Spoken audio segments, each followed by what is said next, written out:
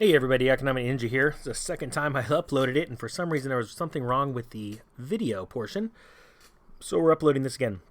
This is a video that I want to go over talking about something that could happen to anybody, and we never think about it. We talk about being prepared and not scared, and mostly that's economics on this channel. And by the way, guys, if you haven't subscribed to this channel, but you've been watching it, and if you could look down, if you're not subscribed and you would consider subscribing, it really helps me get the message out, because I want to see people be not only prepared for this next financial collapse, but also to thrive through it and just crush it, being able to buy up as many assets that they never dreamed possible because you were a little prepared. And I'm going to be able to show you guys that, and I'm really excited about that.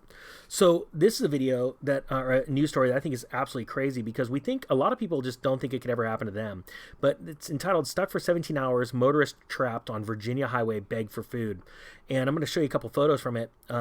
I'm going to link this article below, but it's a large stretch of Interstate 95 that has actually been held up in gridlock because of some tractor trailers that crashed. And they're having a really hard time getting it cleared. You can see a map of it right here, how absolutely long stretch it is. And you'd think that the emergency services would have been able to do something to get people off the road, but one person that was interviewed said that they have not seen a single emergency vehicle or anyone to come and help to try and get them out, because the cars are so locked in, so tight, they can't get them out to free up the freeway.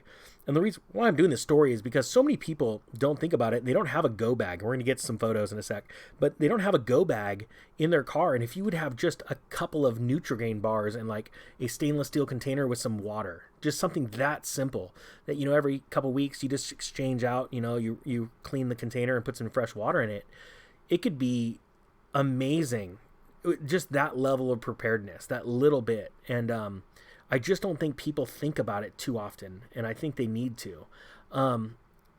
It says right here, per Virginia Department of Transportation, one of the problems with clearing the I-95 is some people just abandoned their vehicles and walked off the interstate altogether. The stretch of I-95 where people got stranded wasn't pre-treated because the storm started with rain. So really interesting. It wasn't pre-treated for the snow with, you know, ice or sand, depending on how they do it.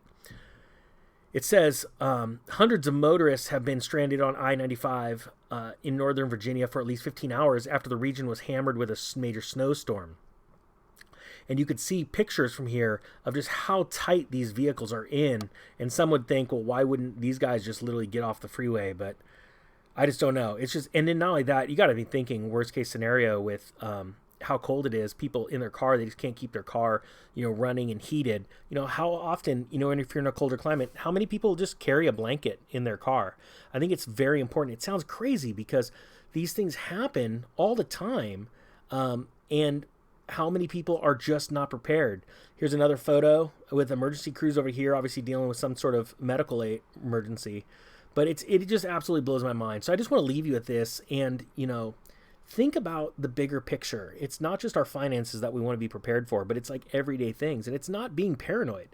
You know, I got to spend some time up in Alaska, up near Fairbanks, up in Fairbanks, Alaska, actually. And it's awesome to be able to meet people from all over the country and all over the world. But it's funny because, you know, they sort of laughed when I was talking about people not being prepared, because they go, you know, we're forced to be prepared because we know what winter's like, and we need to think farther ahead. And there's just too many people in our world that have gotten so cozy with the supply chain and the just-in-time delivery system, or Amazon showing up whenever they want something, or shoot, now you've got Uber Eats, you know, and we don't think about the bigger picture. And I think that is what is going to separate the people that make millions. And I don't care how poor you think you are. If you are prepared and you have a little bit, trust me, when there's a crash economically or during an environmental issue, you will be the richest person around, and you will be able to take that and grow it into lots more. And I think that's the most important thing, having something to be prepared with so that you're not afraid, losing your mind, and then you can thrive and crush it. All right, guys, I thank you so much for watching this. The Economic Ninja is out.